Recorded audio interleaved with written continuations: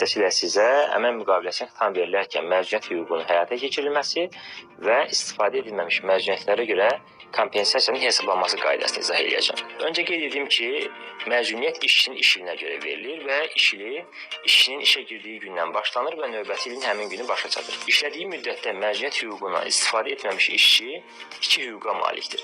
Bunlardan biri işçi əmək müqaviləsinə xitam verilmədən öncə məzuniyyət hüququna istifadə edir.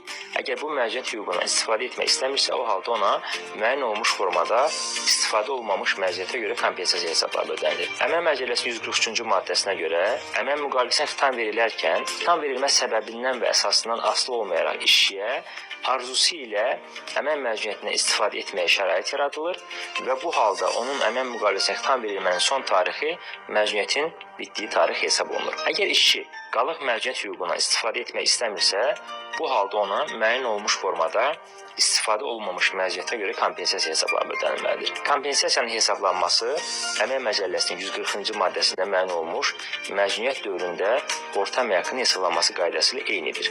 Yəni, bu halda əmək müqaviləsinə xitam verilmədən öncəki 12 ayın gəlirləri cəmlənərək 12-yə bölünür və orta aylıq əmək haqqı tapılır. Tapılmış orta əmək haqqı 30,4-ə bölünərək orta gündəlik əmək haqqı tapılır və bu rəqəm isə vurulur istifadə edilməmiş məzuniyyət günlərinin sayına. Nəticə etibarilə biz istifadə edilməmiş məzuniyyətə görə kompensasiyanın hesablanmış oluruq. Bir məsələni də qeyd edeyim ki, əmək müqaviləsinə xitam verilərkən kompensasiyanın hesablanması yalnız əsas məzuniyyət üzərinə hesablanır. Əlavə məzuniyyətlərə görə kompensasiya hesablanmır. Mən bu video vasitəsilə